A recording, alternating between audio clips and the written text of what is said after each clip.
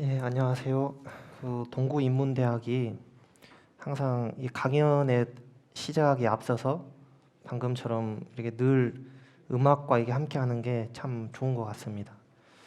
그러니까 이 오늘도 바이올린 이 연주를 들으면서 그 음악이라는 게 서양에서는 수학, 우리 수학하고 같이 많이 연결을 시켰거든요. 그러니까 이제 뭐 도레미파솔라시도 이게 딱 음계가 이렇게 체계화돼 있잖아요. 근데 이 체계화된 음계로 어떻게 하면은 이 다양한 리듬 멜로디들을 이렇게 만들어낼 수 있을까 하고 그 수학적인 원리와 많이 연결을 시켰습니다. 반면에 이 동양에서는 음악을 이 수양, 정신 수양하고 많이 연결을 시켰습니다. 그러니까 음악을 듣는다는 것은 그러니까 방금처럼 뭐 슬픈 음악을 들었다. 그러게 했을 때 대부분의 사람들이 이 슬픔이라는 감정을 함께 공유하게 되잖아요. 어떤 무엇인가를 했을 때 그걸 듣고 그 대부분의 사람들이 하나의 감정을 느끼게 한다. 그것은 그 상당한 역할을 하는 겁니다. 그래서 또 음악을 들으면서 뭐 슬픔뿐만 아니라 또 뭐 기쁨이라든가 여러 가지 희로애락의 그런 여러 가지 감정들을 느끼게 하기 때문에 오늘날 중시하는 감정 교육, 우리가 감정에 메마른 사람이 아니라 어떻게 하면은 감정을 다양하게 풍부하게 지니고 그것을 활용할 수 있을까? 그거를 하는 수단으로 그 음악을 많이 수양으로 연결을 시켰습니다. 오늘 주제는 이 자유인데 자유라는 것은 그러니까 이제 뭐 인문학의 사상가들이 워낙 다양하고 동서고금에 따라 여러 다양하지만은 그 사상가들의 무엇인가 단일한 목적이 있다고 전제를 한다면은 그거는 아마 자유가 될 것 같습니다. 그러니까 어떻게 하면은 자유롭게 살 수가 있을까? 그것을 고민하는 게 또 인문학의 하나의 목적입니다. 그래서 그 전 시간에 지혜로운 삶에 대해서 말씀을 드렸는데 그러니까 사실 지혜로운 삶과 자유로운 삶이 크게 다르진 않습니다. 보통 지혜로운 사람들이 자유를 느끼고 자유를 느끼는 사람들은 지혜롭다는 평을 많이 듣습니다. 그런데 제가 이렇게 구분을 한 이유는 그러니까 제가 이 동양 철학이라고 했을 때 동양 철학은 크게 세 가지입니다. 그러니까 큰 흐름이 세 가지인데 하나는 공자, 맹자, 퇴계, 율곡 이렇게 이어지는 유학, 유교가 하나고요. 그리고 또 하나는 오늘 이야기할 노자, 노자와 장자로 이어지는 그 흐름이 또 하나가 있습니다. 그리고 하나는 불교. 그렇게 해서 유불도 이렇게 세 가지 학문을 동양의 인문학 철학의 딱 큰 세 가지 흐름이다. 그렇게 이해하시면 됩니다. 근데 그 중에서 이 유학은 자유보다는 좀 지혜에 초점이 있는 것 같아서 그 공자로 이어지는 흐름을 지혜라고 제가 명명을 해봤고 또 노자, 노자는 좀 더 자유롭게 사는 삶, 그거에 더 관심이 많은 그런 흐름입니다. 그래서 노자는 이렇게 자유로운 삶이라고 제가 명명을 해봤습니다. 이런 말이 있습니다. 나무는 꽃을 버려서 열매를 맺고 물은 강을 버려서 바다를 만나고 새는 둥지를 버려서 하늘을 난다. 그렇다면 사람은 무엇을 버려야 자유를 얻을 수 있을까? 그러니까 무언가를 얻기 위해서는 무언가를 내놓아야 됩니다. 그러니까 제가 이걸 들고 있는데 다른 걸 쥘 수는 없잖아요. 그러니까 이걸 내려놔야 다른 것을 쥘 수가 있는 겁니다. 그러니까 이게 적합한 예시는 아니겠지만은 그 아파트에서 추락 사고가 일어나는 것 중에 이불을 털다 보면은 이게 이불의 이 반동에 의해서 이렇게 같이 추락하는 그런 안타까운 경우들이 있잖아요. 그러니까 그 순간 생각하기에 이불을 이렇게 탁 놔버리면 자기는 살 텐데 사람이 그 짧은 0. 몇 초의 순간에 내가 이불을 놓고 내가 살아야겠다 그 생각을 못 하거든요. 그러니까 그 이불을 이불을 떨어지면 안 되는데 하고 이불을 잡으려다가 이 본인도 안타깝게 떨어지곤 합니다. 근데 어떻게 하면은 그러니까 그만큼 우리가 버리는 것보다는 손에 쥐는 것, 얻으려고 하는 게 우리의 좀 습성입니다. 그런데 그거를 어떻게 하면은 좀 버릴 수가 있을까? 그러니까 버림으로써 더 큰 자유를 얻을 수 있을까를 고민한 게 노자입니다. 그러니까 노자하고 그리고 오늘 노자를 중점적으로 말씀드릴 텐데 그 뒤에는 이 앤소니 드 멜로라는 분이 있습니다. 이분은 어느 나라 사람 같으신가요? 네. 이분은 인도 사람입니다. 그러니까 인도 사람인데 이분의 직업이 천주교 신부님입니다. 이분은 그러니까 가톨릭 신부인데 인도 사람이다 보니까 이분의 특징이 있어요. 동양하고 서양의 그런 사상을 이렇게 융합하는 그런 특징이 있습니다. 그래서 그 다음으로 이분에 대해서 한번 살펴보는데 먼저 노자에 대해서 보겠습니다. 노자 제가 그 이 생애에 대해서 언제 태어났고 언제 죽었는지 이런 거에 대해서 제가 써오지 않았습니다. 왜냐하면 노자라는 인물 자체가 상당히 설화 속의 인물입니다. 그러니까 이 설화에 따르면은 노자가 어떻게 태어났냐면은 어머니의 뱃속에 60년이 있었대요. 60년. 그러니까 10달 뱃속에 있는 게 아니라 60년을 뱃속에 있다가 환갑 잔치를 해야 될 그 해에 태어난 거예요. 그래서 태어날 때부터 신생아 때부터 머리가 이미 백발이 된 상태로 태어났다고 합니다. 그러니까 그만큼 이름부터가 늙을 노자잖아요. 그러니까 보통 나이가 들수록 이 지혜로움을 상징하기 때문에 얼마나 노자가 지혜로운지를 말하는 설화 같습니다. 그래서 노자가 이제 태어나서 직업을 가진 게 하급 관리를 했습니다. 이제 도서관에서 이제 간략한 업무를 보는 그런 일을 했었는데 이 사람이 그렇게 가만히 지내는데도 주변 사람들한테 널리 알려진 거예요. 아, 저 사람이 참 지혜로운 사람이다. 이렇게 알려지다 보니까 이 사람이 그게 싫으니까 아, 내가 더 지금 나는 자연인이다. 그것처럼 더 산으로 들어가야겠다 하고 마음을 먹고는 길을 나서는데 그 이제 문지기를 만난 거예요. 그 길에 그 도시 밖으로 벗어나는 길에 문지기가 있었는데 이 사람이 보기에 이 형색이 보통 사람 같지가 않죠. 이렇게 소를 타고 흰 머리를 흩날리고 흰 수염을 하고 본인은 이 사회에 나서기 싫다고 했지만 누가 봐도 보통 사람이 아니잖아요. 그러다 보니까 혹시 뭐 하시는 분입니까? 하고 대화를 잠깐 했는데 상당한 경지에 오른 사람 같은 거예요. 그래서 이 문지기가 선생님이 이렇게 그냥 산으로 들어가 버리시는 거는 선생님 이 일신에는 좋을지 모르나 이 세상을 위한 일이 아닙니다. 그러니까 부디 조금만 시간을 내서 글 한 문장이라도 써주고 가십시오 하고 말을 한 거예요. 그래서 노자가 그 말도 옳다 해서 본인이 쓴 글자가 이 노자라는 책이고 또 노자 도덕경이라고도 합니다. 그 책 한 권을 남겼습니다. 그 책은 한문으로 5천자밖에 안 됩니다.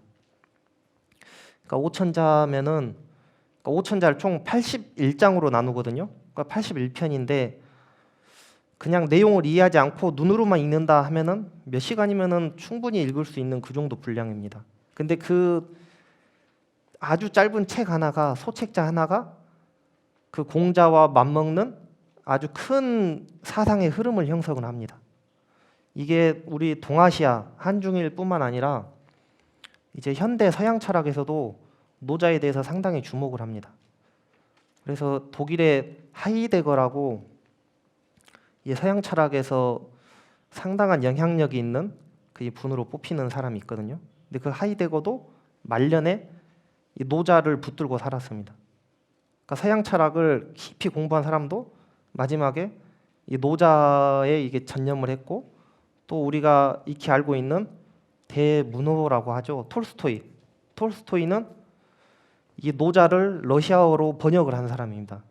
그래서 당신 톨스토이한테 묻기를 당신은 어떤 사람에게 가장 많은 영향을 받았느냐 했을 때 이 노자를 뽑았다고 합니다.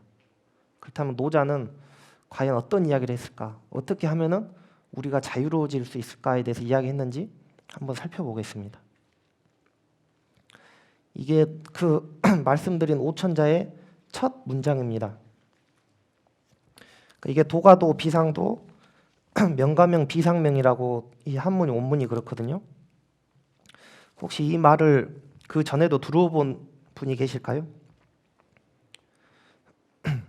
이제 도가도 비상도 명가명 비상명 하면은 이 오천자의 가장 핵심이고 사실 이 몇 글자에 12글자죠. 이 12글자에 다 담겨 있다고 해도 과언이 아닙니다. 이 문장 안에 노자가 하고 싶은 그 사상, 그 다양한 사람들이 영향을 받았던 그 사상이 다 담겨 있습니다. 뭔가 좀 범상치가 않죠, 말이. 벌써 도라는 말이 나왔습니다. 이 도라는 것은 우리가 보통 도하면 어떤 생각이 드세요? 이제 도라고 했을 때 지금 실제로 그런 질문을 뭐 들은 적은 없지만은 뭐 도를 아십니까? 라고 많이 했었죠. 광주에는 그 도를 아십니까? 하는 분들이 별로 없는 것 같더라고요. 근데 제가 서울에 있을 때 그 도를 아십니까? 하고 길에서 다니는 분들이 그 대손진리회라는 그 종교인데 거기 본산이 서울 중곡동인가 거기에 있거든요. 근데 그 바로 옆에 제가 근처에 살았어요. 그러다 보니까 길에 지나가면서 엄청 자주 만났습니다. 그러니까 이 사람들은 둘이 있을 때는 이제 넘어오기가 쉽지가 않으니까 둘이 있을 때는 대화를 안 걸고 혼자 걸어 다니는 사람한테만 가서 딱 말을 겁니다. 그러니까 뭐 얼굴이 저 좋아 보이시는데요, 뭔가 복이 있어 보입니다, 이렇게 이야기하기도 하고, 아니면은 처음에는 길을 물어봐요. 저기 어디 서점 교보문고 어디로 가는지 아세요? 이렇게 물어보면은 한참 교보문고 이쪽으로 가고 저쪽으로 가면 됩니다 하고 알려줬더니 근데 얼굴이 좋아 보이시네요. 이렇게 하면은 야, 좀 기분이 안 좋죠. 그렇게 하는 포교하는 방법이. 근데 만약 그 사람들이 도를 아십니까? 이렇게 물어봤다면은 노자는 이렇게 대답을 했을 겁니다. 도를 도라고 하면 그건 이미 도가 아니다. 도라고 말할 수 있는 도라면은 그것은 참된 도가 아니다. 그러니까 간략하게 말해서 도라는 것은, 이 도는 우주의 뭔가 엄청 근본적인 원리라고도 할 수가 있고, 종교에 비유한다면은 기독교의 하나님처럼 이 노자한테는 도가 그런 큰 뭔가 인격적인 존재는 아니지만은 그런 큰 개념입니다. 근데 그것은 우리의 사람의 말로 다 표현을 할 수가 없다는 겁니다. 그러니까 우리가 말이라는 것에 한계가 있잖아요. 이 말이라는 것은 예를 들어서 만족하지 마라, 지금 현재의 삶에 만족하지 마라, 이렇게 한다면은 이 말은 그러니까 일단 좋은 말이죠. 왜냐하면은 이 현재 삶에 만족하지 않고 계속 새로운 걸 추구하고 발전을 해 나가니까 그게 좋은 말인데, 근데 또 한편으로는 그럼 대체 언제 만족할 수 있냐? 현재 만족하지 말라면 그럼 언제 죽어서야 만족할 수 있는가? 그런 반문을 할 수가 있습니다. 반대로 지금 현재 만족해라 한다면은 지금 나의 행복은 누릴 수가 있겠지만은 미래에 발전이 없겠죠. 그렇기 때문에 완벽한 말을 하려면은 만족도 하고 만족도 하지 마라, 이렇게 이야기하는 수밖에 없습니다. 그러니까 언어에 우리 사람의 말이라는 게 한계가 있는 거죠. 그래서 이 도라는 것은 우리가 말로 할 수가 없다. 말로 이미 도가 무엇이다고 이렇게 알려준다면은 그건 이미 도가 아니다라고 노자는 이야기합니다. 이거는 근데 노자의 독창적인 주장만은 아닙니다. 왜냐하면은 이 성경에도 출애굽기인가요? 그런 구약 성경에 보면은 여호와를 만나서 당신 누구십니까? 이렇게 물어봤더니 I am, 나는 나다, 그냥 그렇게만 얘기합니다. 나는 전지전능한 신이다, 이렇게 대답을 하는 게 아니라 나는 그냥 나다, 이렇게 대답하는 내용이 나옵니다. 왜냐? 언어로 그 큰 존재를 언어로 뭔가 규정을 할 수가 없기 때문이죠. 그 도라는 것, 이 도에 대해서 말하는 것도 노자가 그런 이야기입니다. 근데 그 밑에 내용이 핵심입니다. 명가명, 비상명, 이름으로 불리는 이름은 참된 이름이 아니다.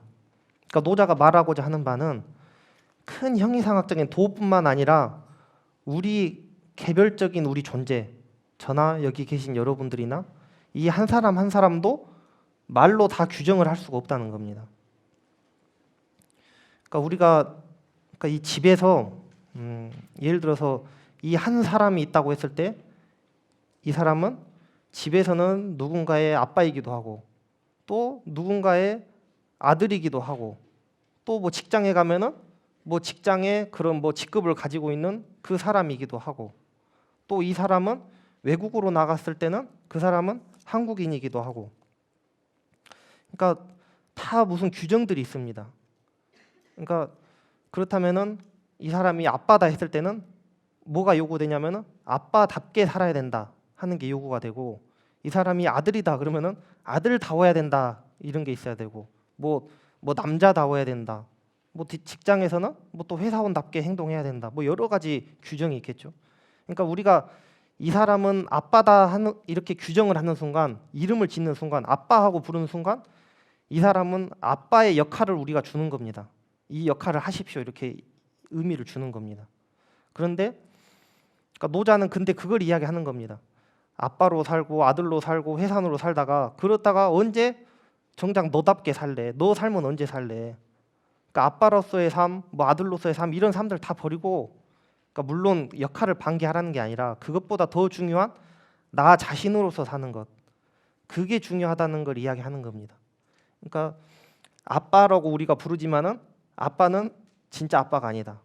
그러니까 아빠라고 우리가 역할을 할 뿐 실제 그 사람은 그 사람이죠. 뭐 땡땡땡씨 이런 이름이 있죠. 그 사람이 자신이지 그거는 역할일 뿐이다. 그거를 이야기하는 겁니다.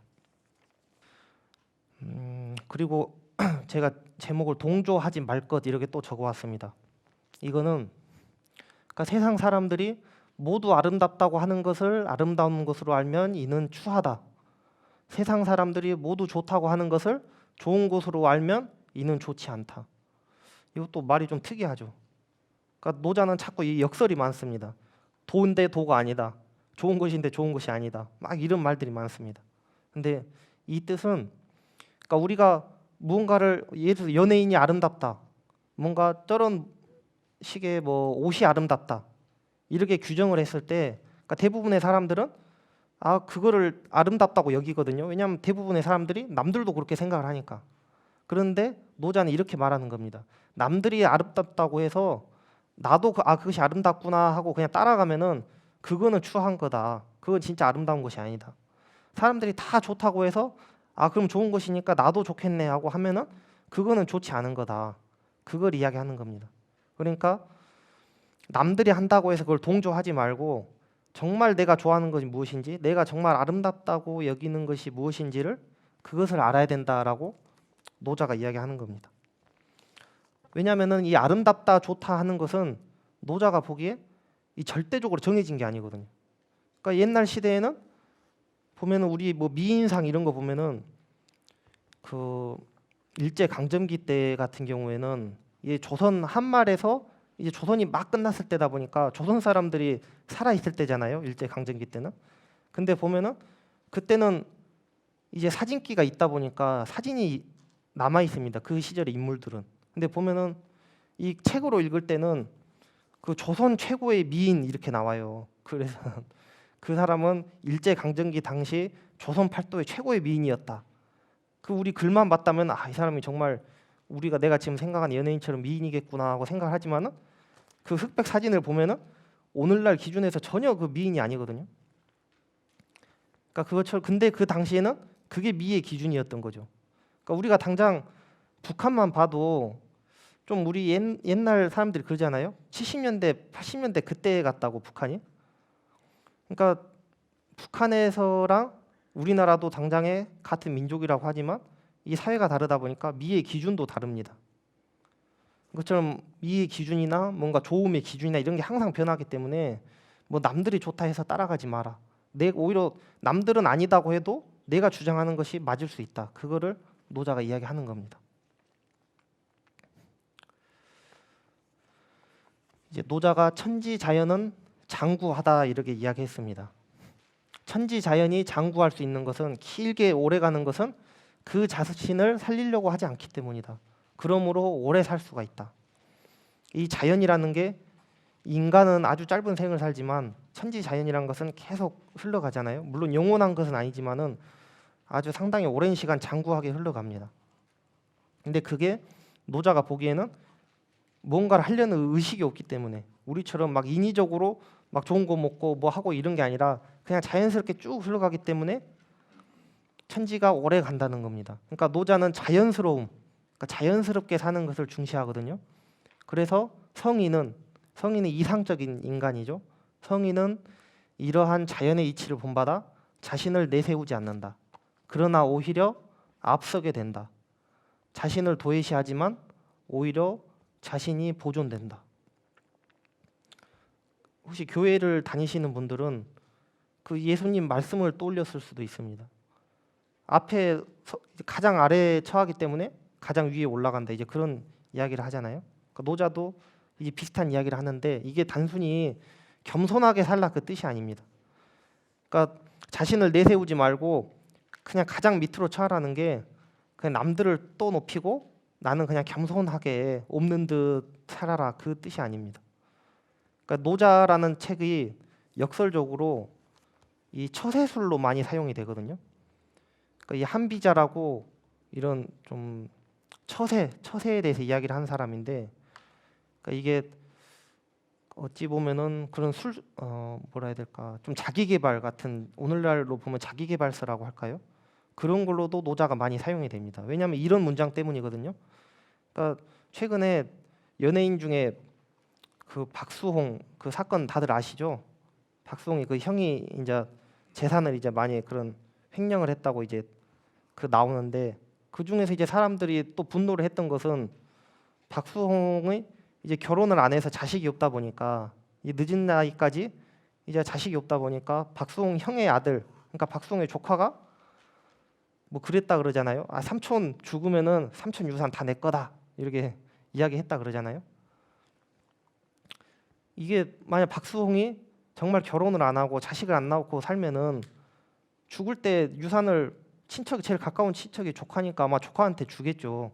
근데 그거를 생각을 안 하고 미리부터 삼촌 죽으면 유산이 내 거다 이렇게 하고 다니면은 그럼 주고 싶을까요? 그러죠. 줄라다가도 안 주고 싶어지겠죠. 그러니까 노자는 그걸 이야기하는 겁니다.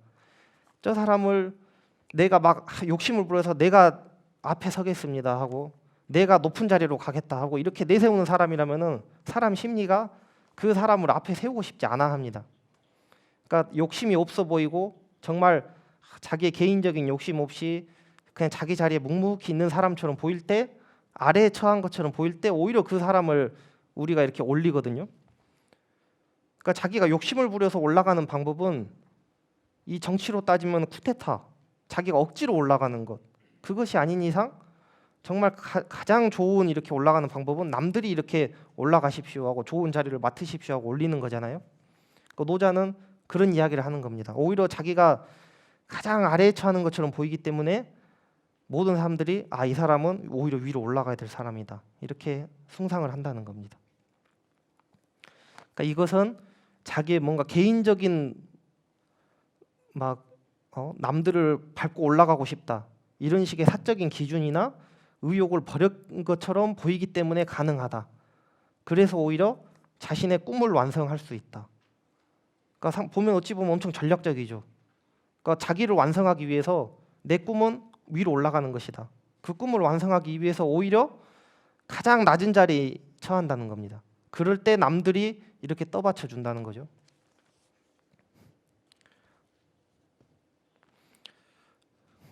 그러니까 우리가 블루오션이라는 말을 쓰잖아요. 그러니까 블루오션이라 했을 때는 그러니까 남들이 생각하지 않는 것을 거기다가 투자를 하고 이럴 때 블루오션이라고 하는데, 그 영어를 그대로 하면은 이 푸른 넓은 바다거든요. 그러니까 이 말이 블루오션이라는 게 경쟁자가 없다는 겁니다. 경쟁자가 없음을 블루오션이라 하거든요. 그러니까 이 낚시터에서 하면은 경쟁자가 많지만 푸른 바다 한가운데서 블루오션에서 하면은 이 경쟁자가 없잖아요. 그러니까 노자는 이렇게 했을 때 이게 블루오션이다. 남들이 막 자기를 내세우려고 PR하고 자기 홍보하고 할 때 오히려 자기는 무관심한 척, 관심 없는 척, 저는 뭐 관심 없습니다 이렇게 하는 게 오히려 블루오션이다. 그거를 노자는 이야기를 하는 겁니다. 그러니까 노자의 네 번째는 제가 총 17개를 글을 갖고 왔습니다. 근데 노자의 네 번째는 사회의 기준에 따르지 마라. 그러니까 5가지 색깔은 사람의 눈을 멀게 하고, 5가지 소리는 사람의 귀를 먹게 하고, 5가지 맛은 사람의 입맛을 잃게 한다. 말을 달리며 사냥을 즐기는 때는 사람의 마음을 미치게 하고, 얻기 어려운 재화, 획득하기 어려운 재산은 사람의 행동을 어지럽힌다. 이 때문에 성인은 배를 위하고 눈을 위하지 않는다. 이렇게 이야기했습니다. 그러니까 여기서 뭐 5가지 색깔, 5가지 소리, 5가지 맛 이런 것들은 화려하다는 뜻이 아닙니다. 화려한 색깔, 화려한 걸 많이 보면 눈이 먼다 이런 게 아니라 이 5이라는 숫자가 정형화되어 있는 숫자거든요. 뭔가 소리를 딱 5가지로만 분류를 한다. 그러면은 사람은 이 나머지 것을 생각하기가 쉽지가 않습니다. 그러니까 이 5가지라고 했을 때, 그러니까 우리가 보면 시험 문제도 오지선다형으로 내지 않습니까? 이 5가지 중에서 하나 선택해라. 이 5가지 외에는 답이 없는 거잖아요. 그 5가지 안에서 골라야 되는 거잖아요. 그것처럼 이 세상에서 정형화되어 있는 거, 정해져 있는 거, 사회의 기준, 이 5가지 이렇게 몇 가지 이렇게 정해진 거에만 그거에만 자꾸 매몰되다 보면은 정작 자기의 미적 감각도 잃게 되고 이 안목도 잃게 된다. 그러니까 사회의 기준을 따르지 말라는 겁니다. 그러니까 제가 오늘 성경 이야기를 많이 하게 되는데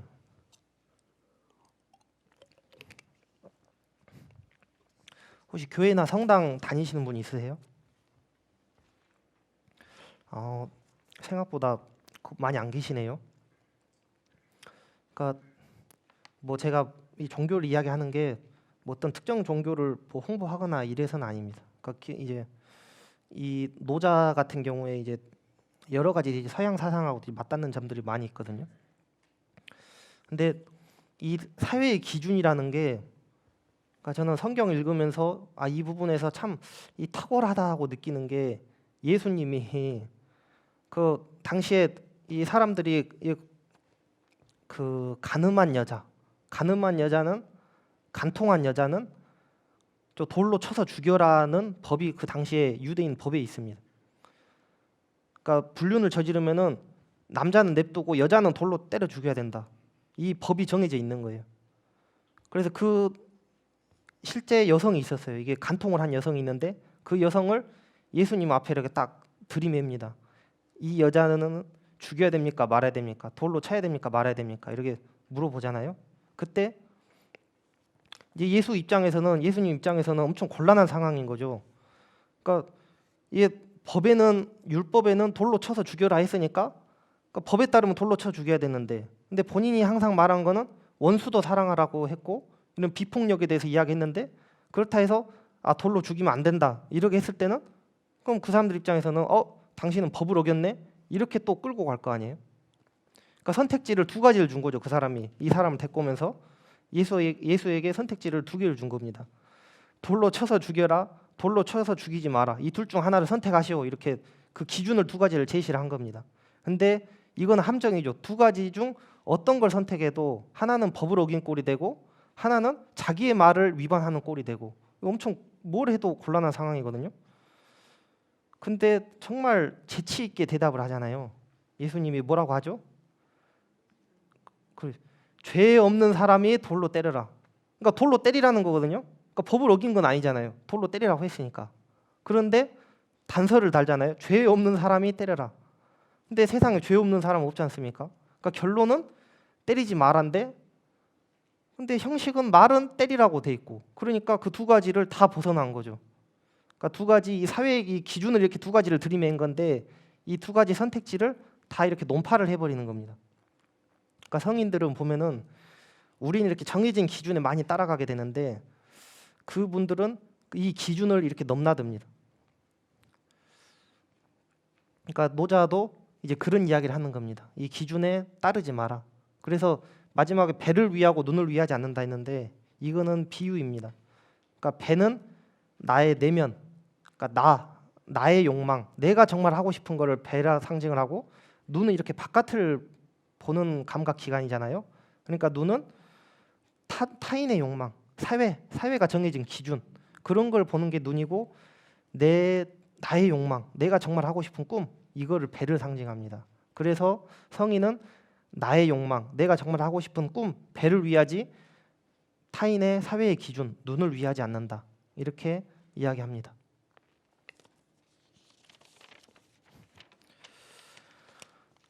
그 다음은 이 재단을 하지 마라. 함부로 이렇게 잣대를 들이대지 마라 하는 이야기입니다. 그러니까 노자는 이렇게 말합니다. 현명한 사람을 숭상하지 않을 때 사람들은 경쟁에 휘말리지 않는다. 그러니까 이것도 어찌 보면 이해하기가 납득하기가 쉽지 않은 말이거든요. 우리가 생각하기에는 지혜로운 사람은 이 숭상을 하고 좋게 평가를 해주고 뭐 시험 볼 때도 성적이 높다.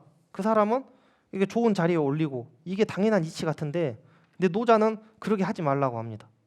그러니까 왜냐면은 아무리 좋은 것이더라도 그거를 기준으로 이 사람을 딱 숭상한다 이렇게 했을 때 다른 사람들은 이게 제일 좋은 거구나 하고 생각하게 됩니다. 그래서 여기에 줄 세우기가 되거든요, 이게.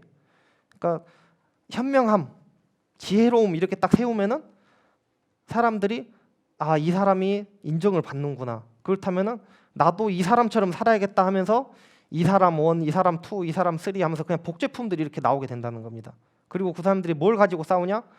서로 내가 더 완벽한 복제품이야 하고 이렇게 싸우게 된다는 겁니다.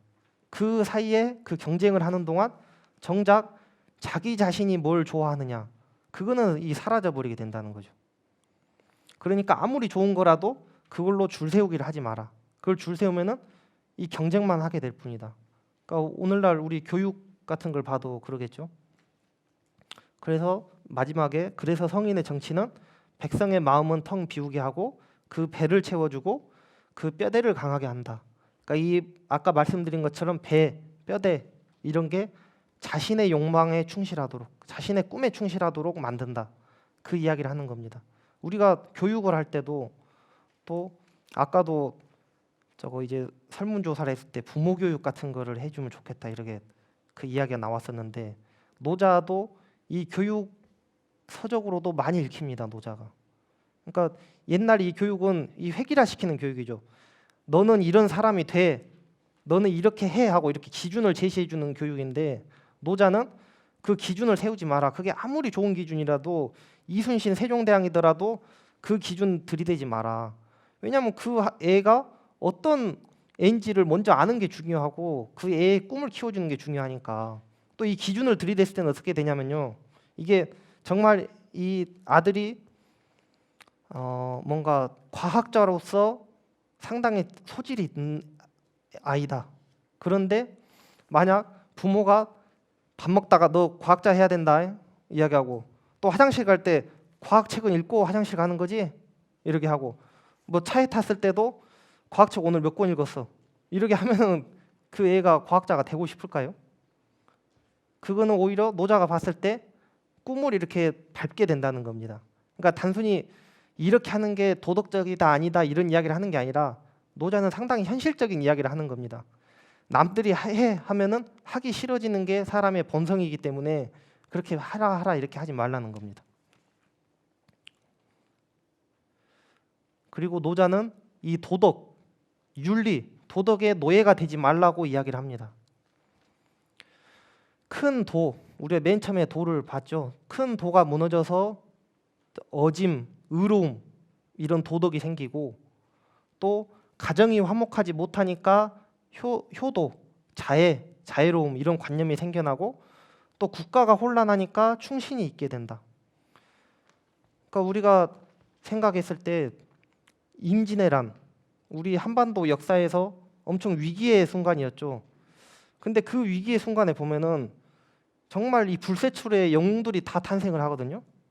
그 당시에 뭐 당장 떠오르는 게 이순신 장군, 또 뭐 권율, 또 우리 뭐 김덕령이라든가 고경명이라든가 이 지역도 그렇고 다양한 뭐 곽재우 이런 의병장들, 또 스님들도 뭐 사명대사나 서산대사 가장 조선시대에서 가장 뛰어난 스님들이 나오고 심지어 전쟁하고 관련이 없는데 의술도 허준, 동의보감 쓴 허준도 그 임진왜란 그 시기 사람이잖아요.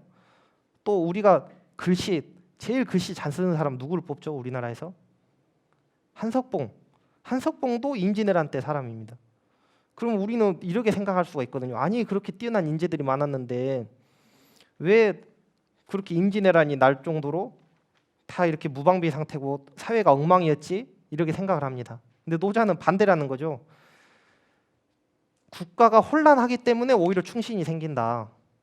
그러니까 인재는 오히려 혼란할 때, 이 평탄한 사회에서는 굳이 인재가 필요 없잖아요. 다 그냥 잘 살고 있으니까. 사회가 어지러울수록 인재가 나온다. 그러니까 이 인재, 이 충신, 뛰어난 인재, 뭐 리더 이런 게 계속 이야기하는 것처럼 너 이 리더가 돼야 돼, 충신이 돼야 돼 이렇게 해서 생기는 게 아니라 오히려 그 사람이 활동할 여유를 주는 거예요. 공간. 이 자식이 자기의 꿈을 펼칠 수 있도록 뭔가 부모와 좀 더 오히려 거리를 두고 여유를 줬을 때 오히려 그 아이가 자기의 꿈대로 자기가 이 계획을 세우면서 이렇게 자기 꿈을 펼쳐 나가게 되는 겁니다. 그러니까 그래서 국가가 혼란할 때 오히려 충신이 있게 된다 이렇게 이야기를 하는 겁니다. 또 뭐 마찬가지겠죠. 이제 가정이 화목하지 못할 때, 그러니까 뭐 효도나 이런 말이 생겨난다. 그러니까 우리가 어떤 동네를 갔을 때 그 동네가 이 만약 플랜카드가 이렇게 막 걸어져 있다고 해볼게요. 뭔가 효도합시다, 부모님을 공경합시다 이런 플랜카드랑 포스터가 그 동네에 싹 도배가 돼 있어요. 그럼 그 동네는 이 효성이 지극한 동네일까요? 아니죠. 오히려 얼마나 효도를 안 하면은 저렇게 효도하자는 말을 번복을 해놨을까 그 생각을 하게 되는 거죠. 그게 과연 효과가 있을까? 뭐 효도합시다 이렇게 써놓는 게 효과가 있을까? 오히려 얼마나 효도를 안 하면은 저런 말을 써놨을까 하고 노자는 이야기하는 겁니다. 그러니까 그게 또한 그 효도라는 마음을 일으키는 방책이 될 수가 없다는 겁니다. 원인은 따로 있는데 효도를 안 하게 되는 원인, 이 가정 불화의 원인은 따로 있는데 그냥 주구장창 말로만 뭐 효도해 뭐 해 이렇게 하면은 아무도 그거는 해결책이 될 수 없다는 게 노자의 이야기입니다. 그래서 오히려 뭐 성스러움, 지혜로움 이런 생각을 버리면은 이익이 증대되고 어짐, 의로움 이런 관념을 끊으면은 백성은 이런 뭐 효도나 뭐 자애를 회복하게 된다 이렇게 이야기합니다. 그러니까 인성교육이라고 뭐 우리가 이야기하지만은 인성이 나빠지는 것은 인성교육을 안 해서가 아니라 인성이 나빠지도록 환경을 주기 때문에 서로 경쟁하도록 만들고 줄 세우고 서로 다투게 만들고 자기의 의견을 주장하지 못하게 이렇게 획일화시키고 이러니까 인성이 엉망이 되는 거지. 인성교육하자, 효도교육하자 한다고 해서 결코 해결책이 될 수 없다는 게 노자의 주장입니다. 그러니까 도덕을 앞세우지 마라. 그러니까 도덕의 노예가 되지 마라. 내 스스로도 도덕에 얽매이지 말고 남한테도 도덕을 강요하지 마라. 그거는 상대방을 해치는 꼴이다. 그거를 노자가 이야기합니다. 또 이어서 예의절, 예의 범절의 노예가 되지 말라고 이야기합니다. 그러니까 노자가 이렇게 이야기하거든요.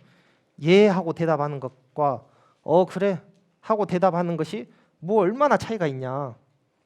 응? 그 이야기를 합니다. 그러니까 우리나라는 이 존댓말의 문화가 있잖아요. 그러니까 단순히 뭐 존댓말이냐 반말이냐를 떠나서 격식을 차려서 하는 것과 격식을 차리지 않는 것이 뭐 얼마나 큰 차이가 있냐. 술을 따를 때 이 두 손으로 따르는 것과 이 한 손으로 따라주는 것하고 뭔 대체 얼마나 큰 차이냐 그게. 물론 두 손으로 따라줄 때 우리가 더 저 사람이 나를 더 존중하는구나 공경하는구나 하는 마음도 들고 저 사람이 나를 예의 바르게 대하고 있구나 저 사람 좋은 사람이구나 이런 생각도 들긴 하지만은 그냥 그 행동만 봤을 때 두 손으로 따르면 어떠고 한 손으로 따르면 어떠냐 그 이야기를 노자가 하는 겁니다. 그러니까 우리가 서양하고 비교를 했을 때 이 예절을 많이 이렇게 생각을 한다고 합니다. 그런데 이 예절이라는 것은 서로를 많이 힘들게 하거든요. 상처를 줍니다. 그러니까 내가 예절을 많이 생각하는 사람이다. 예의 범절을 많이 따지는 사람이다. 그러면은 일단 남한테 상처를 많이 줍니다. 그러니까 왜냐? 남이 나한테 뭔가 예의가 없어 보인다 이 사람이. 그러면은 그 사람한테 한 소리 하잖아요. 너는 왜 이렇게 예의가 없냐? 싸가지가 없냐? 이렇게 한 소리 하게 되니까 남한테 상처를 또 자식한테 이렇게 상처를 가족한테 이렇게 상처를 많이 주게 됩니다. 근데 또 자기 스스로도 상처를 많이 받습니다. 왜냐하면은 나는 예를 들어서 이 사람은 예의를 전혀 따지지 않는 사람이다. 그래서 이 사람한테는 뭔가 물건을 줄 때 한 손으로 줬는데 그냥 기분이 안 나빠 이 사람은. 왜냐하면 나는 예의 범죄를 안 따지는 사람이니까 그냥 그런가 보다 하고 받았어요. 근데 이 사람은 예의 범죄를 많이 따지는 사람이다. 근데 그 사람한테 한 손으로 준다? 그럼 이 사람은 엄청난 상처를 받게 됩니다. 엄청 스트레스 받는 거죠. 이놈이 버릇이 없네 이렇게 생각을 하게 되는 거죠. 그러니까 같은 상황입니다. 한 손으로 주는 건 똑같은 상황인데 예의에 무관심한 사람은 상처를 안 받고 또 예의에 관심이 많은 사람은 상처를 받습니다. 근데 우리가 살면 알겠다시피 예의를 갖춘 사람보다는 예의가 없는 사람들이 더 많거든요. 그러면은 예의를 많이 따지는 사람일수록 더 자기 스스로 상처를 많이 받게 되는 거죠. 그래서 노자는 그 예의 이런 거를 따지지 마라, 그런 거 너무 얽매이지 마라, 이런 이야기를 합니다. 그래서 남이 두려워하는 사람은 그 또한 사람들을 두려워할 수밖에 없다. 내 스스로 예의를 많이 따져서 남들한테 이렇게 두려움을 주는 사람은 그 또한 다른 사람들 때문에 그 예의를 많이 따지는 것에 대해서 상처를 많이 받게 된다. 그 이야기입니다. 이게 노래를 하나 갖고 왔거든요. 이게 김춘수 시인의 꽃, 유명한 시니까 다 아시죠? 근데 이거를 노래로 붙인 게 있어가지고 한번 가지고 와봤습니다. 한번 잠깐 1절만 감상하겠습니다.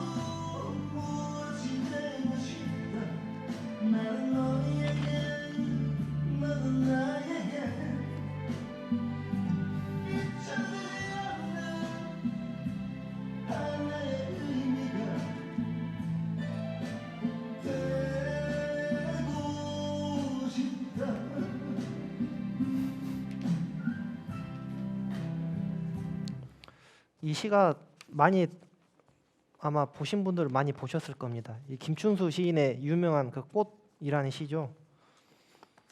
그러니까 이 시를 간단히 말씀을 드리면은 내가 그의 이름을 불러주기 전에 그는 다만 하나의 몸짓에 지나지 않았다.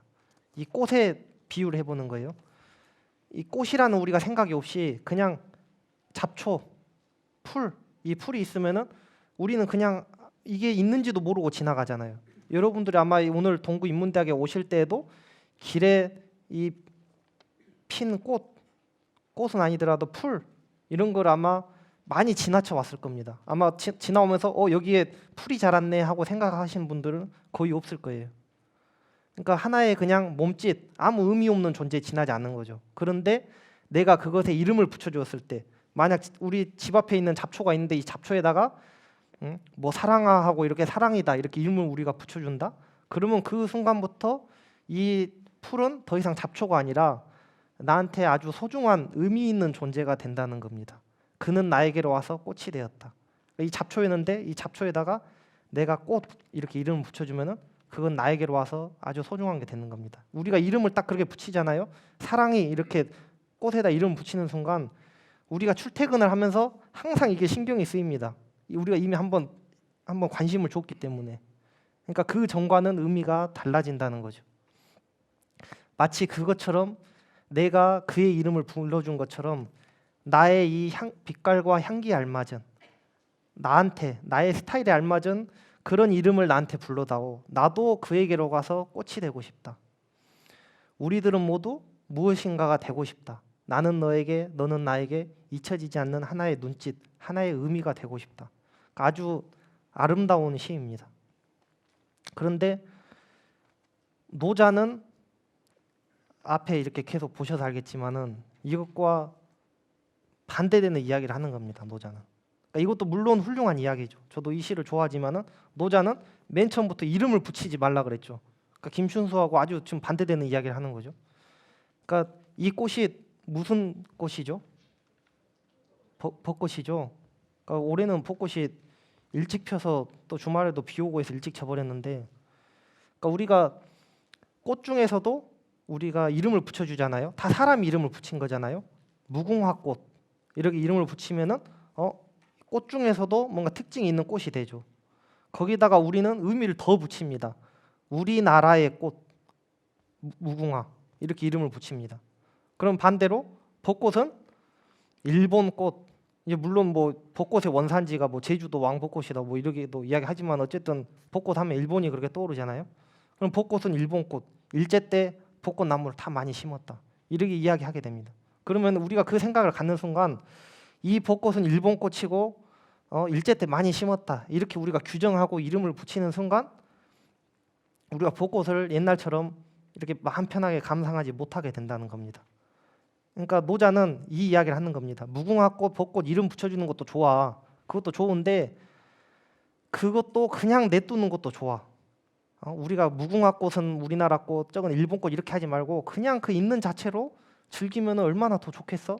하고 노자는 이야기하는 겁니다.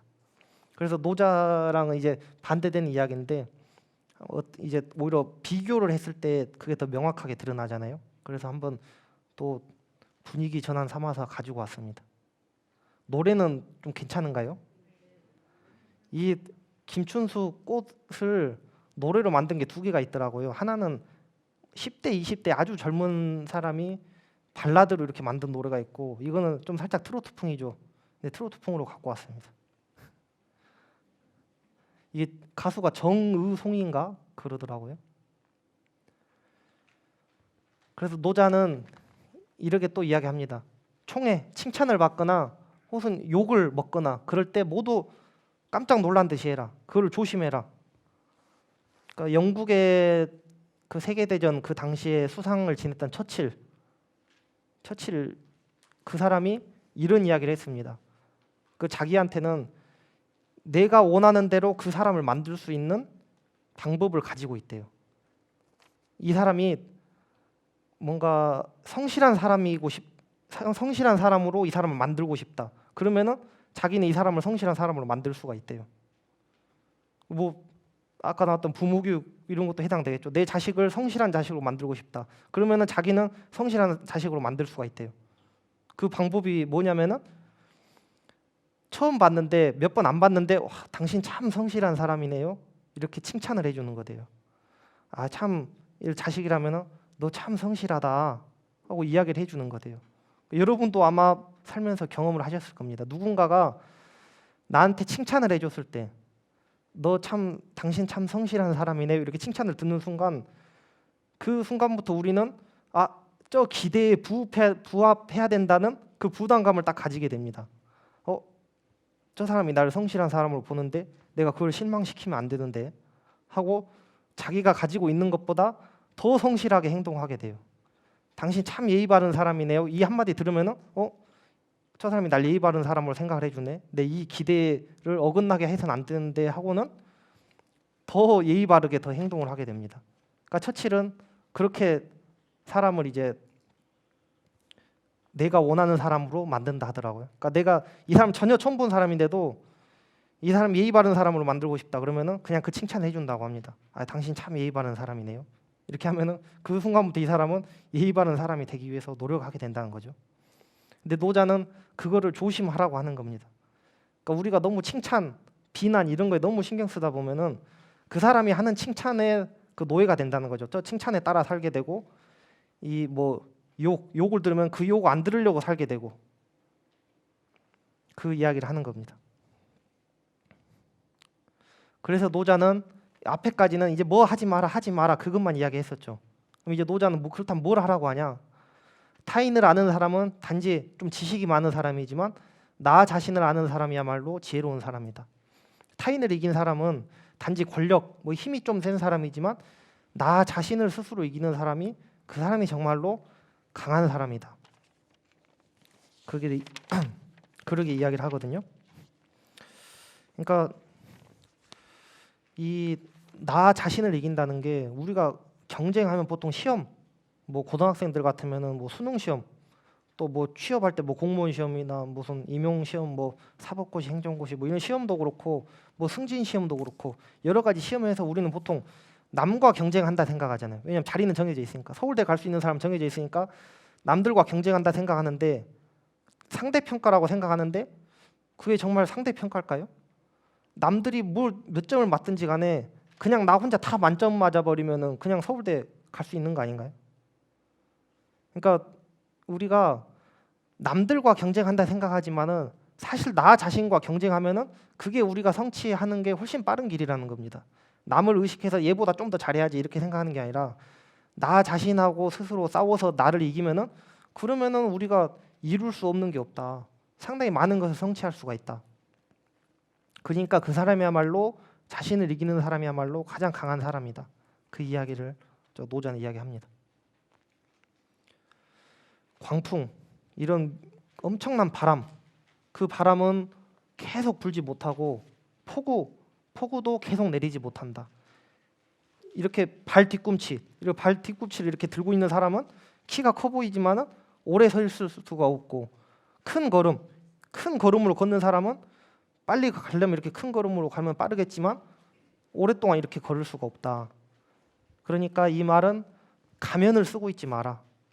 그러니까 우리가 사람들을 만날 때 다양한 가면을 쓰고 있지 않습니까?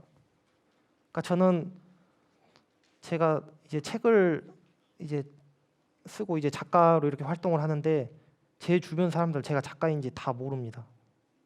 제 엄마 아빠하고 몇 명 빼고는 제 친구들은 제가 작가인지 몰라요. 그냥 백수인지 알아요. 전혀 모르거든요. 그러니까 일부러 얘기를 안 합니다. 얘기를 하는 순간 예를 들어서 제가 뭐 음악을 이렇게 하는 사람이다 하면은 예를 들어서 뭐 피아노를 치는 사람이다. 그러니까 피아노 치는 사람한테 뭔가 너 피아노 치는 사람답게 행동해 이렇게 이야기하지 않잖아요. 근데 뭐 인문학에 뭐 대해서 뭐 어떻게 되고 뭐 이런 이야기를 하는데 그러면은 또 그거에 맞춰서 살아야 되니까 그 부담이 되잖아요. 그러니까 저는 주변 사람들한테 전혀 그 이야기를 하지 않거든요. 그러니까 가면을 쓰고 있는 거죠. 그러니까 여기서는 작가라는 가면을 쓰고 있고 어디 가서는 뭐 누구의 뭐 친구라는 가면을 쓰고 있고 뭐 다른 여러 가지 우리가 역할극 가면을 좀 더 순화시킨다면 역할을 하고 있습니다. 그런데 그런 역할이 나와 맞지 않는다면은 그건 오래 가지 못한다 그 이야기입니다. 그러니까 저는 이 운동하고 뭔가 몸 쓰는 거를 상당히 좀 재주도 없고 못하는 사람인데 제가 어디 가서 뭔가 스포츠맨인 것처럼 남들한테 거짓말을 하고 다닌다면은 이건 금방 들통난다는 겁니다. 왜냐하면 자기한테 맞지 않는 옷을 입고 있기 때문에 가면이기 때문에. 그래서 자기다움을 만들어 가야 된다. 그러니까 자기다움이라는 것은 태어날 때 정해진 게 아니라 자기가 여러 가지를 하면서 그거를 형성을 해가는 것을 이야기합니다. 만물이 다 함께 번성을 하는데 나는, 그러니까 여기서 나는 노자죠. 노자 나는 되돌아가는 이치를 본다. 만물은 무성하게 자라지만은 나는 그것들은 다 제각기 뿌리로 돌아가기 때문이다. 이러한 이치를 아는 것을 밝은 지혜라 한다. 이러한 이치를 모르면은 잘못 행동해서 결과가 나쁘다. 이렇게 이야기를 합니다. 그러니까 저는 차 멀미를 좀 많이 하는 편입니다. 그런데 멀미를 많이 하는 사람도 저같이 멀미를 많이 하는 사람도 본인이 운전대를 잡으면 멀미를 안 하거든요. 그러니까 차에 탄 사람은 멀미를 하는데 똑같이 차에 조수석 타나 운전석 타나 똑같을 텐데 왜 운전하는 사람은 멀미를 안 하죠? 왜냐면 이 차가 어디로 방향이 진행되는지 알기 때문에. 자기가 좌회전하니까 자기가 좌회전하는지 알고 우회전하니까 직진하니까 자기가 어떻게 이게 흘러가는지 알기 때문에 그러니까 이 사람은 멀미를 안 합니다. 그러니까 멀미라는 것은 지금 내 현재 이 자리하고 이 풍경이 이렇게 갑자기 왼쪽으로 가고 오른쪽으로 가고 이렇게 막 어지러우니까 이게 멀미를 하는 거잖아요. 근데 자기가 어느 방향으로 진행될지 아는 사람은 멀미를 하지 않는 것처럼 이 세상의 이치, 삶의 이치가 어떻게 진행되는지 아는 사람은 그걸 안다고 해서 뭐 엄청 돈이 많은 뭐 금은보화의 그런 부자가 된다거나 엄청난 권력을 가지거나 그러게 되지는 않겠지만은 최소한 불행한 일이 닥쳤을 때 그걸로 인해서 크게 무너지지는 않게 된다는 겁니다. 그러니까 멀미를 하지 않게 된다는 거죠. 그러니까 노자는 우리가 다리라는 게 꽉 차면은 우리는 알잖아요. 아, 저 다리 곧 저물겠구나. 이렇게 또 이렇게 또 줄어들겠구나. 그걸 알잖아요. 그것처럼 사람들은 내가 가장 잘났을 때 아, 나는 이제 더 잘나겠다. 더 높은 자리에 올라가겠다 하면서 착각하는데 이렇게 계속 올라가다가 추락했을 때 상처가 더 크잖아요. 그래서 연예인들이라든가 또 정치인들이 이 국회의원들이 하다가 국회의원에서 떨어졌을 때 낙선했을 때 그 충격이 엄청나다고 하잖아요. 그래도 그 전직 국회의원이라고 어디서 대우를 많이 받을 텐데 근데도 그 충격이 엄청나다고 하잖아요. 근데 노자는 이야기하는 거죠. 최고 정점을 찍었을 때 최고 정점 찍었으면은 그다음에 남은 건 뭐냐? 다시 내려가는 것밖에 없다. 나는 그 이치를 안다는 겁니다. 노자는. 그렇기 때문에 그게 그렇게 괴롭지가 않다. 이걸 안다고 해서 안 내려오는 것은 아니지만은 계속 국회의원 할 수 있는 건 아니지만은 떨어졌을 때 별로 충격이 크지가 않다. 그러니까 다시 올라갈 수 있는 거다. 그걸 알아야 된다는 겁니다. 그래서 이러한 이치를 알려면 어떻게 해야 되느냐?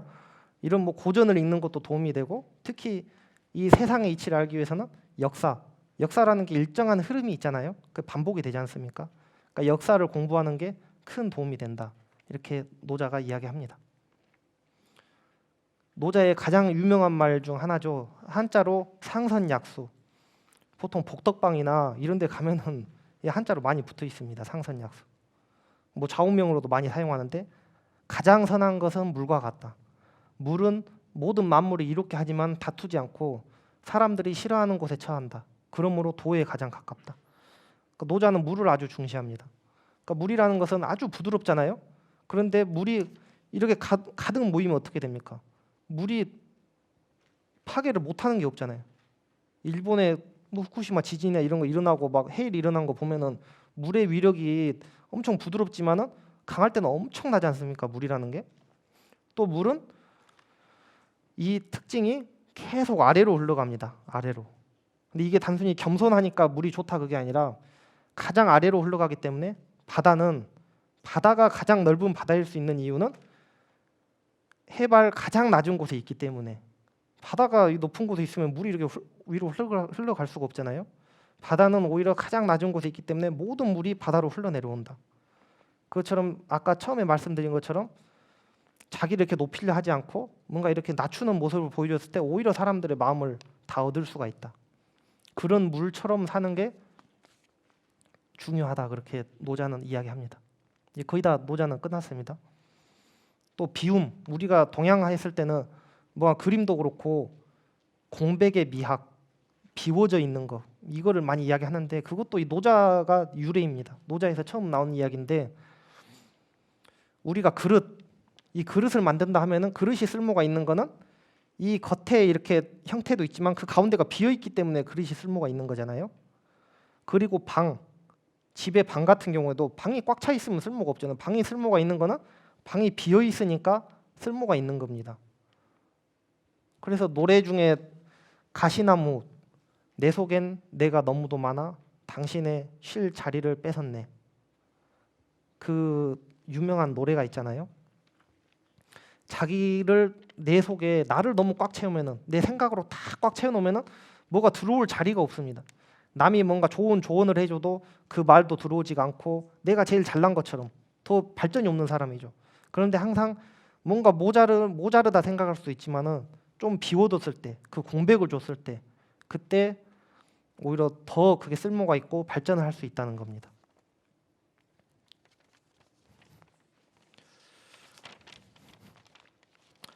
그래서 이거는 노자가 이 통치자들에 대해서 이야기하는 겁니다. 그러니까 오늘날 정치인에 대해서 이야기를 하는 건데 노자가 단계를 매기는 거거든요. 제일 최고의 지도자는 국민들이 그냥 그 존재만 안 돼요. 대통령 누구? 그 사람 대통령이지 하고 그 존재만 안 돼요. 그 다음 단계 사람은 그 사람 엄청 칭찬한대요. 우리 왕, 임금, 우리 대통령 정말 최고지 하고 칭찬을 한대요. 그 밑에는 그 사람을 두려워하고 그 밑에는 그 사람을 경시하고 깔보는 거. 그러니까 이렇게 순서를 매겼습니다. 근데 우리가 생각하기에는 세종 정말 이 임금은 정말 훌륭한 임금이야. 이 임금 덕분에 내가 잘 살고 있어 하는 그런 임금이야말로 가장 좋은 임금일 것 같은데 노자는 그렇지 않다고 이야기하는 거거든요. 그것도 괜찮지만은 그 사람이 있는 듯 없는 듯 하는 게 오히려 정말 그 사람이 더 좋은 거다. 그러니까 사랑스러움보다 자연스러움이 더 낫다. 우리 신고 있는 신발은 어떤 신발이 가장 좋은 신발이냐 하면은 노자가 봤을 때 제가 신고 다니면서 정말 이 신발 좋다. 이 신발 덕분에 걸어 다니면 난다 하는 신발이 좋은 게 아니라 내가 신발 신고 있는지 없는지 우리가 지금도 오실 때도 그러잖아요. 걸어오실 때 내가 신발이 있기 때문에 걸어올 수 있구나 하면서 생각하시는 분 계신가요? 신발이 계속 느껴지면은 그거는 감촉이 안 좋은 거니까 안 좋은 신발이죠. 오히려 신발이 그냥 있는 듯 없는 듯 그냥 아무 신발이 있는지도 모르게 걸어오시잖아요. 그게 가장 좋은 신발이라고 하는 겁니다. 그러니까 우리가 새로운 것은 설레거든요. 가족보다는 이 부모 자식보다는 애인을 만났을 때 그것도 오래 사귄 애인보다는 썸을 탈 때 또 처음 사귄 애인을 만났을 때 그때 더 설레고 그 사람한테 더 마음을 가지 않습니까? 자연스러움보다 사랑스러움을 우리가 더 생각을 하는 거죠. 근데 그런 거에 너무 신경을 쓰다 보면은 정말 우리가 자연스러워서 너무 자연스럽기 때문에 모르고 있는 거 정말 이 가족의 소중함 그런 거를 우리가 망각하게 된다는 거죠. 그건 정치도 그렇고 우리의 모든 관계도 그렇다. 그러니까 우리가 자연스럽다 보니까 까먹어서는 안 된다.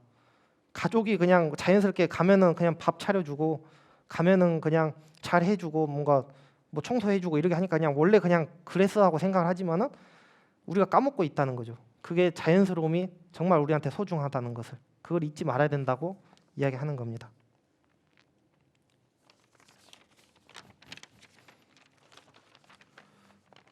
그래서 이거는 많은 성인들이 이야기하는 거죠. 나쁜 사람은 좋은 사람의 거울이 되고 좋은 사람은 나쁜 사람의 스승이 되고 서로에게 좋은 영향을 줄 수가 있는 거죠. 그러니까 공부하는 사람은 늘 공부를 하는 겁니다. 늘 배우는 거죠. 이거는 지나가겠습니다. 이게 노자의 결론입니다. 노자가 그래서 뭘 하고 싶었냐 하는 것은 결론. 자기 자신을 가장 사랑하라. 그 이야기를 하는 겁니다. 이게 노자의 말을 그대로 제가 가져온 거거든요. 노자가 2500년 전에 이런 이야기를 했습니다. 세상보다 자신을 더 사랑한다면 그 사람에게 세상을 맡길 수 있다. 그러나 자기 자신을 바쳐 세상을 위하려는 사람이라면 어떻게 그 사람한테 세상을 맡길 수 있겠는가? 우리는 반대로 생각하죠. 내 몸보다 세상을 더 아끼는 사람을 더 훌륭한 사람이라 생각하는데 노자는 그런 사람이 정치를 하면 안 된다. 그런 사람은 좋은 사람이 아니다라고 생각을 하는 겁니다.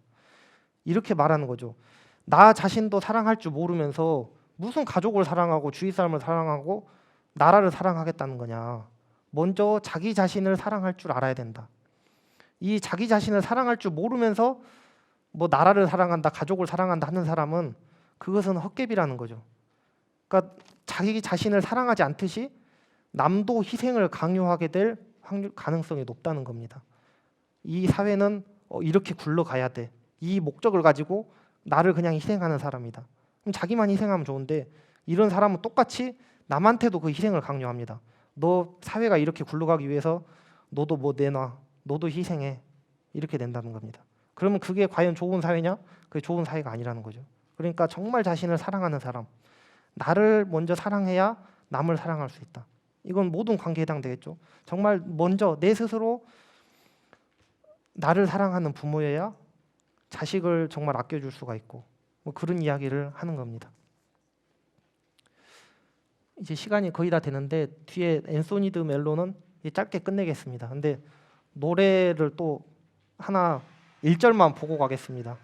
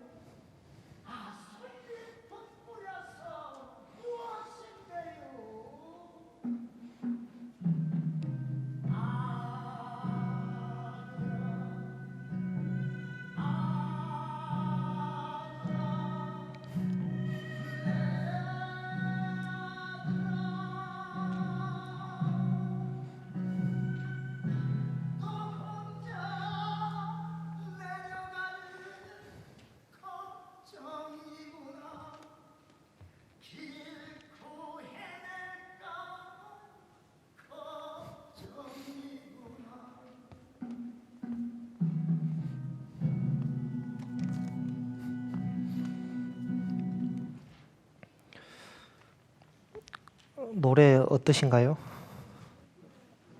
좋죠. 이것도 시입니다. 원래 시가 있는데 그 시에 아까 그분이 누구죠? 장사익 선생이 이제 이분은 항상 모든 시에다가 자기가 이제 곡을 붙여서 노래 부르는데 이것도 시에다가 곡을 붙인 노래입니다. 그러니까 우리가 참 감동을 받잖아요. 그 아까 시를 보면 노래를 들으면서 이 감동을 받는다는 것은 우리의 그러니까 흔한 우리 그런 걸로는 감동을 잘 안 받습니다. 우리의 예상을 깰 때 그때 우리가 감동을 받거든요. 그러니까 이 자식이 부모를 버리려고 이렇게 업고 가는데 이 엄마는 솔잎이랑 꽃잎을 이렇게 따다가 이렇게 뒤에다 이렇게 계속 버리는 거잖아요. 그러니까 아니 이제 곧 죽을 양반이 뭐 쓸데없는 짓을 하지 하고는 이제 물어본 거죠. 엄마 근데 지금 뭐해요? 이렇게 물어봤는데 아들아 너 깊은 산에 나 버리느라 돌아갈 길 못 찾을까봐 그것이 걱정이라 뒤에다 꽃을 뿌린다 이렇게 이야기했을 때 그때 이 자식의 마음도 억장이 무너지고 이 시를 감상하는 우리도 감동을 받죠. 그거는 오히려 부모를 버린다 생각했을 때는 우리가 흔히 생각하기에 아이 배은망덕한 놈 하면서 이렇게 당장 내려놔라 이렇게 할 것 같은데 오히려 그렇지 않고 반전으로 우리의 예상을 깨고 자식이 이렇게 나쁜 짓을 하는데도 부모가 이렇게 더 사랑을 할 때 그때 우리가 감동을 느끼는 겁니다. 예상이 깨질 때 우리가 예수님 하면은 이 십자가에 돌아가셨다 그렇게 알고 있잖아요. 물론 부활했다고 이제 성경에 나와 있다고 하지만은 이 석가모니 부처님은 그러면 어떻게 돌아가셨는지 알고 계신 분 있으신가요? 부처님이 뭘로 죽었는지 안다 하는 분 손 들어보실까요? 예. 한 분도 안 계셔서 더 이야기할 맛이 납니다. 예, 저거 부처님이 나이가 인도에서 80살에 돌아가셨어요. 그러니까 그 당시는 엄청난 고령이죠. 그 당시 80대면은. 근데 어떤 신자가 보통 평범한 사람입니다. 근데 그 사람이 버섯 요리를 해서 부처님한테 가지고 온 거예요. 부처님 이 버섯 요리를 드십시오 하고 좋은 마음에 가지고 온 거예요. 왜냐면은 이런 성인들한테 음식을 주는 것은 자기한테 엄청난 이 공덕이 되는 거거든요. 그게 남한테 어쨌든 뭔가를 준다는 것은 자기의 덕이 되지 않습니까? 그게. 그래서 이 버섯 요리를 줬는데 이게 관습상 이 부처님이 제일 앞 사람이니까 부처님이 음식을 먹고 그 제자들이 많거든요. 그 제자들한테 이제 음식을 나눠줍니다. 한 입을 먹고 자네들도 먹게 이렇게 하는 게 보통인데 근데 이 버섯 요리가 그게 인도가 더운 지방이다 보니까 그 사이에 상한 거예요. 그러니까 이 사람은 상한 줄 모르고 가져왔는데 그러니까 석가모니가 이걸 먹어보더니 몇 입 먹었더니 이게 상한 거예요. 그래서 이 제자들한테는 먹지 말라고 그냥 이 시주 한 사람 이름이 춘다거든요. 춘다. 이 춘다가 갔을 때 버섯 가져온 사람 춘다가 갔을 때 이 버섯은 자네들 먹지 말고 그냥 땅에다 묻어놓게 이렇게 그냥 땅에다 묻게 합니다. 그런데 80세 노인이다 보니까 식중독이 그게 엄청 크잖아요. 노인에게는. 그러니까 이 버섯 요리 상한 거 먹고 그게 이 병이 된 거예요. 식중독이 강하게 온 거예요. 그래서 부처님이 돌아가시게 된 겁니다. 근데 부처님이 그러니까 어쩌겠어요. 그 버섯 요리를 가지고 온 춘다 입장에서는 자기는 부처님을 생각해서 내 공덕을 쌓기 위해서 석가모니한테 이 버섯 요리를 줬는데 오히려 부처님은 그 버섯 요리를 먹고 죽게 됐다. 나 때문에 죽게 됐다 하면 자기 스스로의 그 얼마나 슬프고 자기 스스로가 원망스럽고 후회가 되고 그게 엄청 극심할 거 아니에요. 고통에 시달릴 거 아니에요. 그러니까 이 석가모니는 그거를 생각하고는 자기가 그 80세 노인이 숨이 이렇게 헐떡거리는 와중에 유언을 남깁니다. 제자한테. 뭐라고 남기냐면은 나한테 버섯을 가져다 준 춘다한테 꼭 이렇게 얘기를 해라. 내가 죽은 것은 당신의 음식을 먹고 내가 죽는 게 아니라 내가 죽을 때가 됐는데 마지막으로 당신의 음식을 먹을 수 있었다. 그러니까 당신은 잘못을 저지른 게 아니라 내게 가장 고마운 사람이다. 이 말을 꼭 그 춘다한테 전해줘라 하고는 몇 마디 하다가 돌아가십니다. 그러니까 상당히 감동적인 이야기죠. 그러니까 이 우리의 예상을 깨잖아요. 너가 준 음식을 먹고 내가 죽는 게 아니라 나는 이미 죽을 때가 다가왔는데 마지막으로 먹을 수 있었던 음식이 너의 음식이었다. 그러니까 너는 나한테 원수가 아니라 가장 고마운 사람이다. 이렇게 이야기를 함으로써 그 사람이 가질 죄책감을 덜어줍니다. 그러니까 이것처럼 우리가 이 예상을 깰 때 이렇게 감동을 느끼는데, 아까 그 노래에서도 꽃구경 그 노래에서도 옛날 실제로는 없었다지만 그 고르장 이야기를 하잖아요. 제 아는 분이 서울에서 뷰티샵을 하는데, 그러니까 그 네일샵 이런 거 하고 눈썹 이렇게 문신해 주는 데 있잖아요. 그걸 하는데 이걸 하다 보면은 손님들하고 이 대화를 많이 하나 봐요. 근데 그 한 손님이 찾아와서 자기 이야기를 해줬대요. 이분이 이제 60대 여성분인데 자기 그 사람이 뭐라고 얘기를 하냐면은, 자기가 이제 아들하고 며느리하고 집에서 같이 사는데 며느리가 자꾸 이제 영양제 약을 준대요. 근데 영양제를 이렇게 먹고 나면은 머리가 몽롱하다는 거예요. 며느리가 준 영양제를 먹고 나서. 그런데 어느 날 며느리가 어머니 기억 안 나세요? 기억 안 나세요? 이렇게 물어봤대요. 그러니까 뭔 말이냐? 이렇게 했더니 어머니가 막 저한테 횡설수설하고 막 이상한 행동 하셨잖아요. 그런 거예요. 근데 이 사람은 본인은 아무 기억이 없거든요. 그런 기억이 없어요. 근데 또 한 번은 며느리가 이제 영상을 찍어서 보여준 거예요. 어머니 지금 이렇게 하신 거 제가 영상을 찍어놨어요 하고 보여준 거예요. 근데 보니까 대차나 자기가 막 횡설수설하고 막 헛소리하고 있고 막 그런 거예요. 근데 이분이 그 이상한 거죠. 혹시나 이 며느리가 주는 약이 뭘 탄 게 아닐까 하고 의심이 된 거예요. 그래서 어느 날 한 번은 며느리가 어머니 영양제요 하고 이렇게 줬는데 그 영양제를 안 먹고 먹은 척하고는 그냥 안 먹고 딱 있었대요. 그러고 나서 방문을 열고 딱 나가봤더니 아들하고 며느리가 카메라 이렇게 핸드폰 카메라 들고는 봐봐 또 저거 한다 하면서 이렇게 카메라 이렇게 찍고 있더란 거예요. 그랬더니 순간 이 사람이 60대 여성 이분이 내가 여기서 약을 안 먹었다는 거를 말하면 안 되겠다 그 생각이 들었던 거예요. 두려움이 들었던 거예요. 그래서 그냥 일부러 횡설수설 했대요. 그랬더니 봐봐 또 저런다 빨리 찍어 하면서 이렇게 막 영상으로 이렇게 찍었대요. 그러니까 왜 그랬는가 하니, 그리고 그 약을 이제 의사 이제 병원에 가져가 봤더니 그런 좀 뭐 성분이 있는 그런 약이었다 하더라고요. 그 약이 실제로. 근데 왜 며느리랑 아들이 그렇게 공조를 해서 어머니를 그렇게 했느냐 했더니, 이 뭐 요양원을 보내려면은 강제로 보내려면은 그런 이 뭐 치매 증상이 있다 뭐 이런 식으로 그게 증거 자료가 필요한가 봐요. 그래서 증거 자료를 수집해서는 이제 요양원에 보내고 이제 집을 이제 그렇게 자기들이 그냥 재산을 이제 하려고 그렇게 아주 나쁜 마음 먹은 거죠. 근데 그분이 자기 이야기를 이렇게 들려주면서 이렇게 이야기를 했대요. 근데 어떻게 해야 될지 모르겠다. 남 같으면은 신고를 할 텐데 자식을 이렇게 신고할 수도 없고 어떻게 해야 되냐. 그러니까 아까 그 시와 상황이 같죠. 이렇게 나를 버리러 가는데 이걸 어떻게 해야 되냐 하면서, 근데 어머니는 이 꽃을 따다가 바닥에다 탁 버림으로써 자식의 그런 마음을 이렇게 변화하게 한 거잖아요. 이분은 어떻게 할 수가 있을까요? 이분도 요양원으로 이렇게 가는 길에 너 돌아갈 길 걱정이구나. 내비게이션 잘 켜놓고 가거라. 이렇게 하면 자식의 마음이 바뀔까요? 그러니까 당장에 저도 생각했을 때 해결책은 떠오르지 않지만은 일단 서로 거리를 두는 게 우선일 것 같습니다. 뭐 신고는 차차 뭐 하든지 안 하든지 그거는 더 고민하더라도 일단 집에서 나와 살아야겠죠. 서로 어머니도 나와 살고 뭐 이제 그런 배은망덕한 아들과 며느리도 따로 살고 이제 그 거리를 두는 게 우선일 텐데, 그러니까 이 이야기는 뭐 크게 상관이 있는 이야기는 아닙니다만은, 그러니까 이분은 자유란 무엇이냐? 자유는 바로 거리를 두는 게 자유다. 그렇게 이야기를 합니다. 그러니까 이 시간이 없으니까 5분 안에 끝내겠습니다. 총 5가지를 이야기합니다. 뭐 우리가 어떨 때 자유롭지 못하냐? 첫째, 과거의 나쁜 경험에 우리가 너무 매달려 있을 때 자유롭지 못하다. 두 번째, 과거의 좋은 경험, 좋은 추억에 우리가 너무 집착해도 우리가 자유롭지 못하다.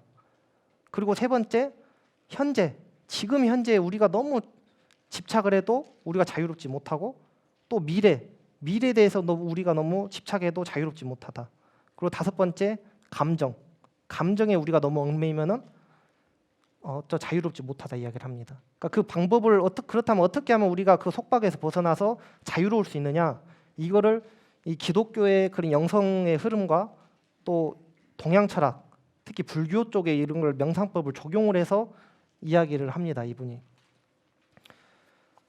그러니까 과거에 안 좋은 경험들이 계속될 때는 기도를 한다고 합니다. 그러니까 기도가 아니더라도 종교가 없는 사람은 자기 스스로에게 이야기할 수도 있겠죠.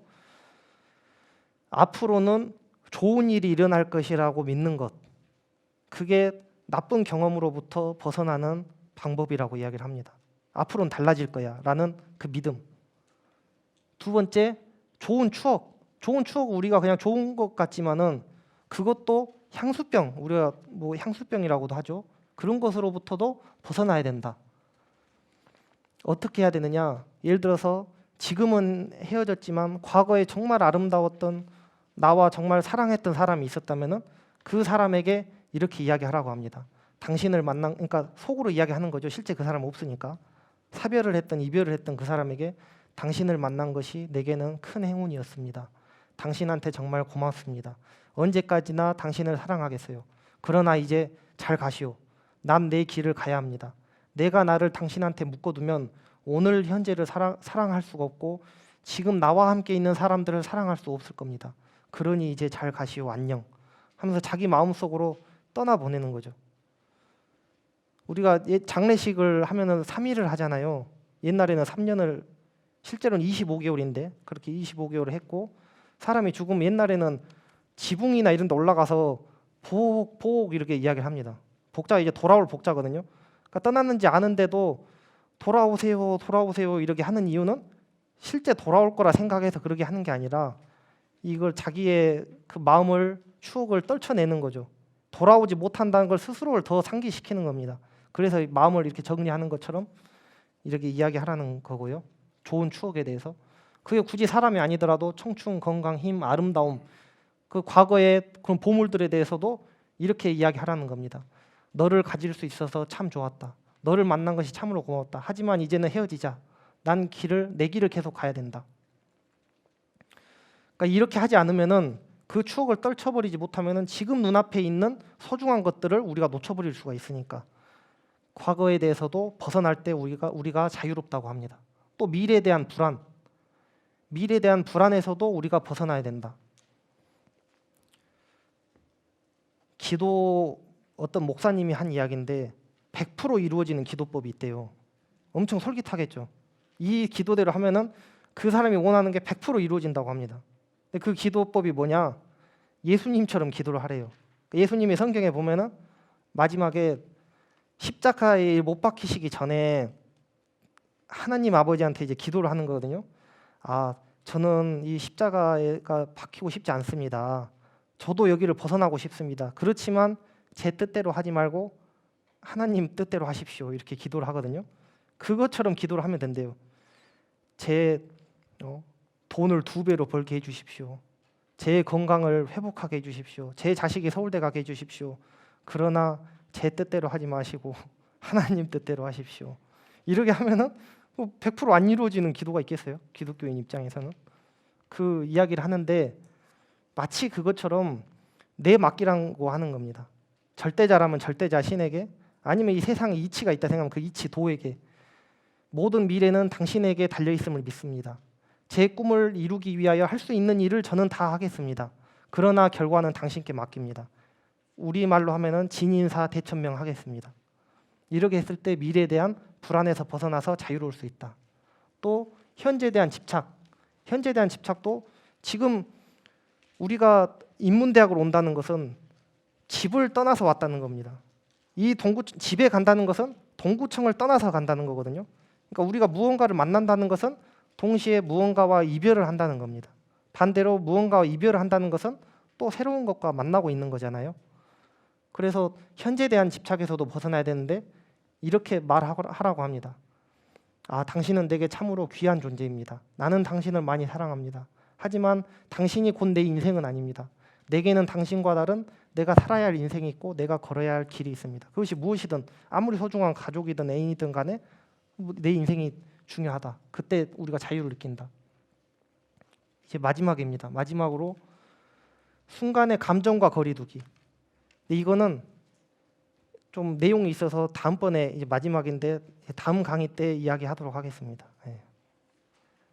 마지막 추천 도서인데 읽어보시면 좋을 것 같습니다. 예, 이상입니다.